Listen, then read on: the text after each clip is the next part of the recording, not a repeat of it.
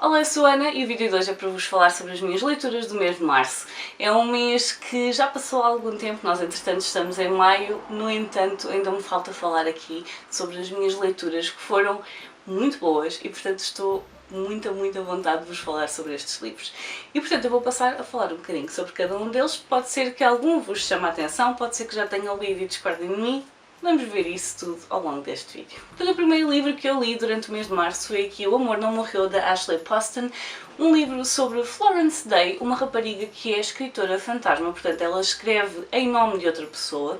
Neste caso ela está a escrever livros em nome de uma romancista muito famosa e com romances muito adorados. E o problema aqui é que a Florence acabou um relacionamento de uma forma muito má e isso faz com que ela não acredite em finais felizes. Ora, ela escreve em nome de alguém que escreve romances, daqueles em que todos têm um final feliz, e portanto ela está muito empancada para conseguir terminar aquele livro e vai se reunir com o editor novo para lhe pedir um adiamento do prazo de entrega do livro. No entanto, o que acontece é que ele não lhe dá esse adiamento, até porque ela já teve alguns adiamentos antes, e portanto ela vai ser obrigada a escrever efetivamente o livro e a entregá-lo dentro do prazo que estava estabelecido. Outra coisa que tem muita piada é o facto de ela ser uma escritora fantasma quando ela e o pai têm a capacidade de falar, ver e falar com fantasmas.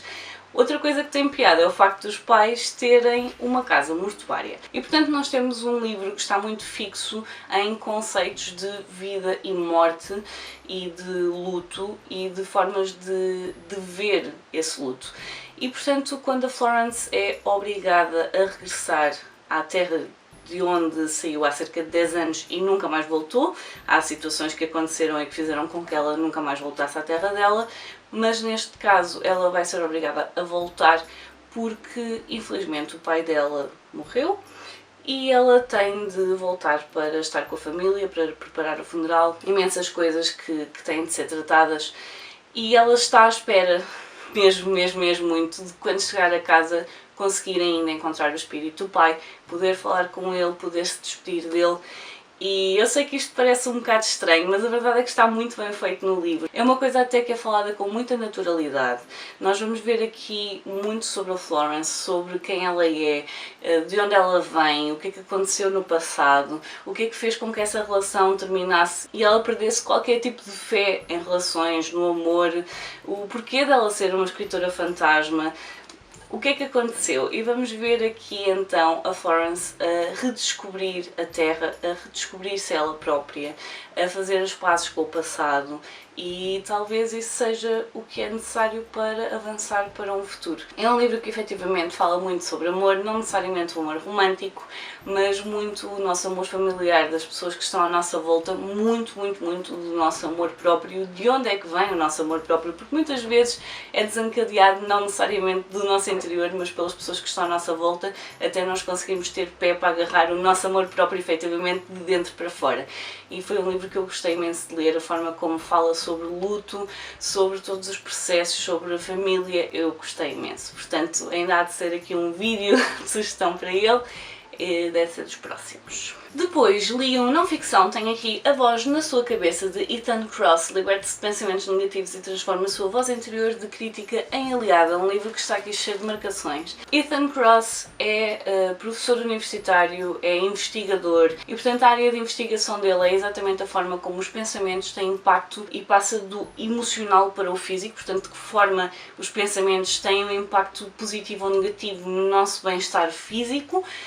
E basicamente ele teve aqui uma situação que explotou depois de uma ameaça e ele viu-se, no fundo, a ser uma das suas próprias cobaias.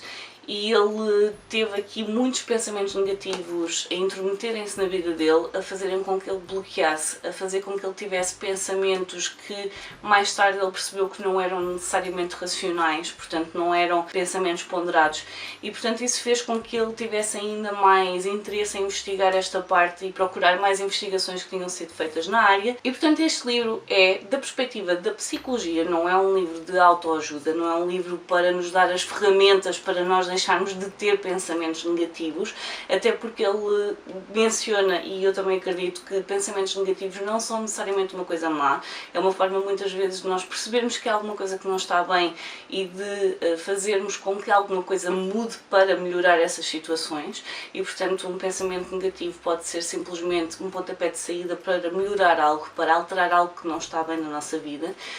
E basicamente o que ele faz aqui é pegar em vários estudos que foram feitos, falar um pouco sobre esses estudos, mostrar-nos de que forma os pensamentos têm impacto no nosso físico, portanto, de que forma o mental e o emocional acaba por influenciar o físico, que é uma coisa que muitas vezes nós não ligamos. Ou pode-se falar, mas nós achamos que é só uma coisa que se diz da boca para fora, mas são coisas que estão mesmo estudadas.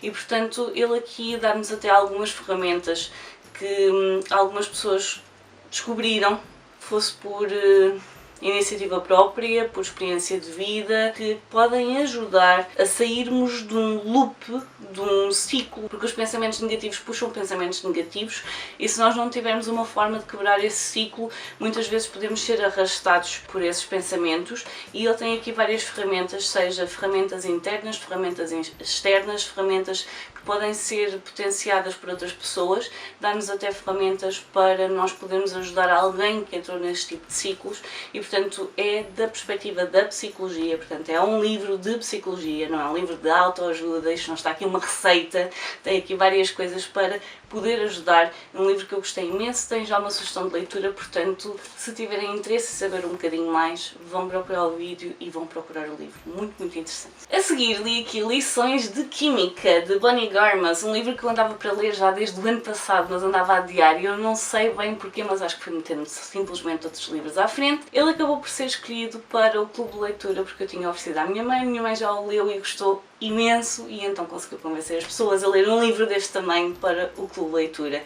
Foi um livro que eu gostei imenso de ler. A Elizabeth Zott é simplesmente fenomenal, é uma personagem que não é típica e é uma personagem que abraça as suas singularidades.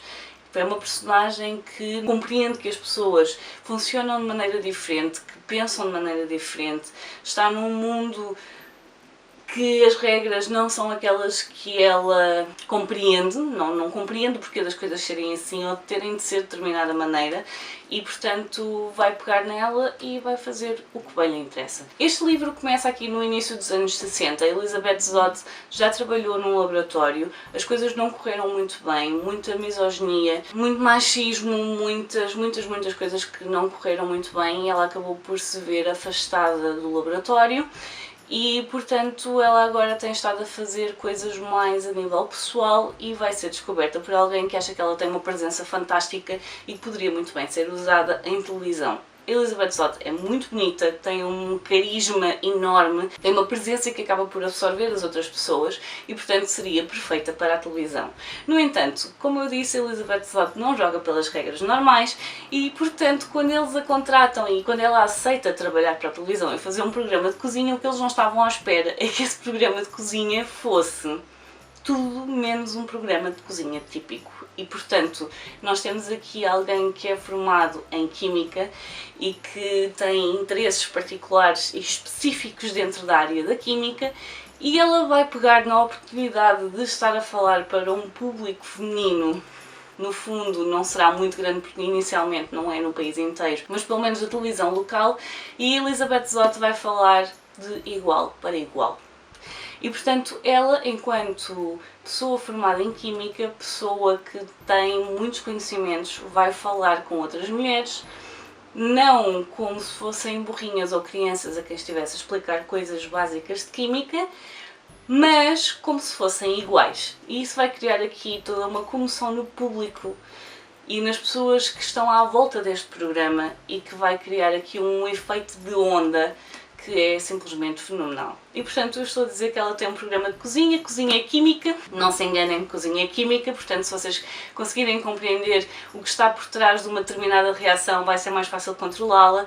Óbvio que muitas pessoas fazem por intuição, óbvio, a maior parte das pessoas não está a pensar que está num laboratório quando entra numa cozinha, mas a Elizabeth vai criar aqui uma comoção muito grande dentro das mulheres que a estão a ver, vai fazer com que elas percebam que têm capacidades para mais, vai fazer com que elas percebam que não têm de estar bloqueadas a algo que não funciona, que precisam de tempo para elas, que precisam de fazer as coisas que gostam, de abraçar as coisas que gostam. Muitas coisas se calhar sempre lhes foram vedadas e dito que não podia ser assim porque são mulheres e óbvio que os homens que estão envolvidos neste projeto, neste programa, querem tudo menos que ela continue com o programa. Portanto, é um livro muito interessante. Nós vamos ver de onde vem a Elizabeth, como é que ela chegou à posição em que está, vamos ver aqui as pessoas que estão à volta dela, vamos ver todas as situações pelas quais ela teve de passar e que não foram agradáveis. Mais uma vez, isto é anos 50, 60 e portanto nós vamos ver aqui muitas das coisas que ela teve de passar e que infelizmente muitas mulheres provavelmente ainda terão de passar hoje em dia, o que é simplesmente triste, perturbador, porque há partes deste livro que são perturbadoras e que provavelmente serão ainda, infelizmente, o dia-a-dia de muitas mulheres que decidem seguir por áreas no campo das STEM ou qualquer campo que seja, maioritariamente masculino. É um livro que eu amei ler, também vai ter uma sugestão de leitura e, por favor, leiam. As lições de Química é só fenomenal. Depois, continuando aqui com Mulheres de Garra, tenho aqui Anatomia, uma história de amor, de Dana Schwartz, um livro que eu também gostei muito de ler. Ao contrário do outro que é passado a meio do século XX, este é passado em século XIX. Este livro começa em 1817. Nós vamos aqui acompanhar a Hazel. A Hazel tem 17 anos. Vem de uma família com algum peso social, portanto, a mãe é irmã de um visconde e isso tem sempre peso social. E deram-lhe aqui uma abébia e ela teve acesso a coisas durante a infância toda dela que também a maior parte das pessoas não teria. Teve acesso a uma biblioteca e permitiram que ela pudesse brincar com a ideia de um dia vir a ser médica, que era uma coisa que, para todos os efeitos, até início do século XX esteve vedada às mulheres e, portanto, nem sequer enfermeiras praticamente havia. Na altura em que este livro se passa, no máximo tínhamos os conventos em que eram as freiras que davam apoio aos enfermos. Portanto, não havia efetivamente enfermeiras, tínhamos pessoas que cuidavam, maioritariamente nos conventos, porque eram as pessoas que já estavam de qualquer forma a servir à população mais pobre, mais empobrecida e, portanto, já eram elas que davam aqui apoio porque eram pessoas que se dedicavam às necessidades dos outros. E portanto nós temos aqui a Hazel que quer mesmo muito ser médica, quer ser cirurgiã, ela tem interesses em anatomia e portanto ela quer saber mais, quer descobrir mais, ela está sempre atenta e está sempre desejosa que alguém lhe dê aqui um bocadinho de pistas do que é que se está a fazer, de que inovações estão a haver no campo da anatomia, o que é que se está a descobrir, de que forma as coisas podem ser mudadas, como é que se pode fazer mais e melhor pelas pessoas. Infelizmente também a Hazel, fazendo parte aqui de uma camada social, uma hierarquia um bocadinho superior, é esperado dela determinadas coisas que aos 17 anos está a chegar à altura, que é, por exemplo, casar. E a partir do momento em que a Hazel case, a probabilidade é que lhe vão cortar as asas e que ela não possa continuar com esta ilusão de que um dia poderá vir a ser médica. A esperança dela é que, como é suposto ela casar com um primo, que é um dos companheiros de brincadeira dela de sempre e, portanto, sabe perfeitamente quais são os interesses dela, que ele venha a apoiar essa decisão dela de tentar estudar medicina e de tentar fazer algo dentro desse campo. Só que ela vai perceber depressa que, quando nós somos crianças, é-nos permitido sonhar com muitas coisas, é-nos permitido iludir-nos com muitas coisas, que eventualmente quando chegamos à idade adulta nos vai ser cortado e essa oportunidade, essas possibilidades simplesmente desaparecem no ar e quebra-se aqui a bolha de sabão, a bola de sabão em que nós estivemos envolvidos enquanto éramos crianças. E temos então aqui uma personagem de 17 anos que quer muito algo e vai perceber que se quer ter qualquer hipótese naquela área vai ter de lutar com unhas e dentes e ela vai acabar por se disfarçar de homem para conseguir assistir a algumas aulas e até ser apanhada, tudo corre bem. E nós vamos ver aqui muito do que é o papel da mulher nesta época. Vamos ver muito daquilo que ela faz, aquilo que ela está disposta a fazer e é também, mais uma vez, uma história de amor. Eu aqui vejo, mais uma vez, tal como no Amor Não Morreu, como uma história de amor próprio. É a Hazel a descobrir que o mundo vai estar sempre contra ela e que se ela sabe que tem um papel a fazer e um papel a cumprir no mundo, então vai ter de estar pronta para que o mundo inteiro lhe vire as costas e ela poder fazer aquilo que acha que efetivamente veio para fazer. E é um livro muito, muito interessante, que eu gostei imenso de ler. Já tem uma sugestão de leitura, portanto vão ver. Há aqui uma personagem que eu praticamente ainda não... Aliás, eu não mencionei ainda neste vídeo, que é o Jack. O Jack, no fundo, vai ser aqui uma ponte para a Hazel conseguir os objetivos dela. Jack é um ladrão de sepulturas. Era muito comum no início do século XIX, principalmente quando se estava a começar a estudar anatomia, porque não havia corpos suficientes para se estudar sem ser por portas e travessas e a arranjar as coisas de forma um bocadinho ilícita.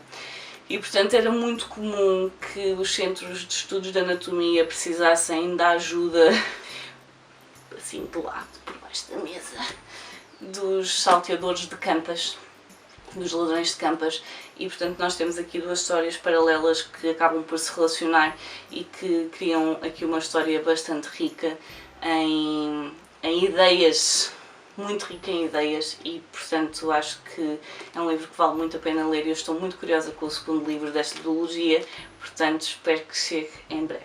Para o próximo livro vocês têm todo um vlog de leitura. Tenho aqui Gente Ansiosa, de Frederick Backman, a minha segunda incursão nas obras do Backman, apesar de eu já ter os livros todos cá em casa. Eu tenho mesmo de tratar disto porque eu adoro a escrita do autor. Ele tem uma delicadeza na forma como aborda e roça aqui assuntos que são potenciais pontos de discórdia, vamos lhes chamar assim, que é simplesmente fenomenal. Ele põe o dedo na ferida, mas faz isso sempre de uma forma extremamente respeitosa por ambas as partes, seja a que concorda, seja a que não concorda. Os assuntos são abordados, mas tudo com uma delicadeza e uma sensibilidade muito, muito grande.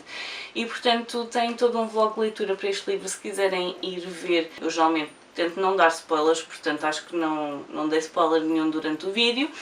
É um livro, efetivamente, que eu estava a pensar, mas como assim? Um livro sobre um assalto a um banco que depois passa por uma situação de reféns? É sobre gente ansiosa. Mas a verdade é que faz todo o sentido, porque a verdade também é que todos nós poderemos ter diferentes tipos de ansiedade.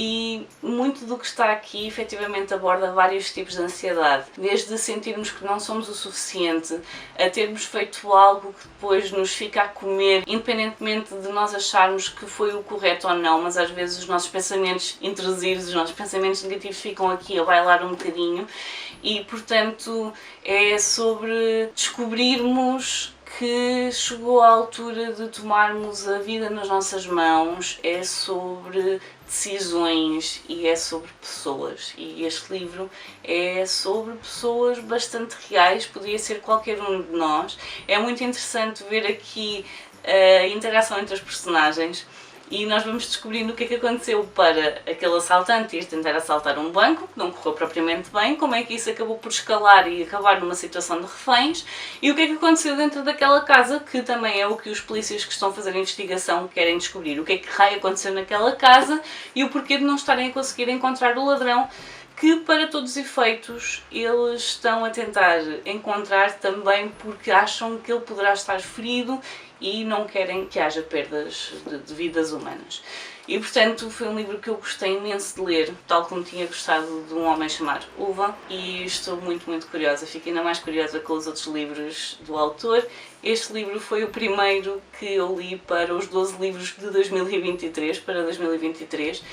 Primeiro e por enquanto único, mas nem que eu faça um mês só para estas leituras, eu hei de acabar o ano com os 12 livros lidos. Que eu não me chamo Ana Filipa. Que eu não me chamo Ana Filipa. E o último livro de março foi aqui Mar Alto, de Caleb Azuma Nelson, um livro que eu gostei imenso. Ele é super pequenino e eu não sei até que ponto não foi dos livros que eu levei mais tempo a ler de todos os que estão aqui nesta pilha. Porque foi um livro que eu ia lendo e depois parava porque dava aqui com alguma frase, alguma ideia que me ficava a martelar e eu tinha de parar o livro para poder dar asos àquela reflexão. É um livro que vos vai fazer refletir, é um livro que vos vai fazer não só pensar da vossa perspectiva, como da perspectiva de outras pessoas que vocês talvez nunca tenham visto daquele ponto de vista. E portanto é um livro que fala muito sobre identidade, não necessariamente por as personagens serem afrodescendentes, apesar de a questão racial estar muito presente, o facto de haver muito racismo, a forma como isso está tão entranhado que há certas coisas que eles não sabem viver de outra maneira, e da mesma maneira que eu, enquanto mulher, sei que saindo à rua, principalmente à noite, eu vou estar constantemente a olhar por cima do ombro, por mais segura que a minha cidade seja, e portanto há muitas coisas que acabam por estar entranhadas em nós e que nós às vezes nem sequer nos apercebemos, porque é uma coisa tão natural e que nós já fazemos de forma tão automática, porque é automático, que às vezes não nos apercebemos. É um livro também que fala muito sobre amor, paixão. Inicialmente talvez paixão, mas é um amor. É um amor tão grande que são aqueles amores em que nós, no fundo, nem sequer sabemos muito bem se vamos ficar com aquela pessoa, porque aquela pessoa efetivamente parece que encaixa em todos os pontos de nós. Nós somos exatamente quem somos, sem qualquer tipo de subterfúgios, sem qualquer tipo de mentiras, de enganos, de nada, não há véus, não há nada que nos impeça de ser exatamente quem somos. Nós precisamos sempre de alguém que seja assim na nossa vida e aqui estas duas personagens encontram-se e é simplesmente fantástico ver a forma como esta relação se desenrola, a forma como é falado, os termos, é uma coisa tão pura, tão natural, tão antiga, tão... Naquelas situações em que nós conhecemos alguém e parece que conhecemos a pessoa a nossa vida inteira e tudo faz sentido, tudo encaixa no determinado lugar certo, é tudo tão certo e eventualmente as coisas começam a deixar de ser assim tão simples e vão ter de ler para perceber. É um livro que é muito introspectivo, portanto é um livro para ir lendo devagar, um livro para saborear. A escolha de palavras é muito bonita, mas é um livro para ser saboreado e para se ir refletindo, ir pensando, ir falando e tudo. É um livro que eu gostei mesmo muito de ler. E portanto, estes são os 6 livros que eu li durante o mês de março. Foram livros que eu gostei imenso de ler. Já devem ter percebido, não houve aqui nenhum que tivesse sido um mau livro. Ou um livro, aliás, acho que este ano ainda não li nenhum livro que eu pudesse dizer, bem, que mauzinho, ou então que eu não gostasse mesmo de todo. Portanto, março foi mesmo um mês muito bom, com leituras que me acrescentaram imenso, que me deixaram aqui perspectivas diferentes. Por exemplo, a questão do luto está aqui feita de forma tão bonita, tão simples, uma forma de ver as coisas que é tão próxima da minha forma de ver as coisas, e nós vivemos todos o luto de forma muito diferente, mas a forma como os personagens aqui encaram isto, e principalmente porque têm uma relação muito próxima com a morte, tendo a casa funerária, foi uma coisa que eu gostei mesmo muito de ler. A questão as vozes na sua cabeça. O nosso crítico interno é o nosso maior inimigo, mas nós temos de aprender a viver com ele, e realmente as ferramentas que o autor menciona são muito interessantes. Óbvio que algumas dão mais trabalho, algumas são mais imediatas, algumas não estão sequer dependentes de nós, e portanto é tudo muito interessante. Todos os livros que estão aqui são interessantes, portanto, digam-me nos comentários se já leram algum destes livros, se ficaram curiosos com algum deles, se já leram, se tiveram uma perspectiva completamente diferente da minha, porque todos nós somos leitores diferentes. Portanto, deixem-me isso nos comentários. Eu por hoje vou ficar por aqui. Adeus e até à próxima. Tchau!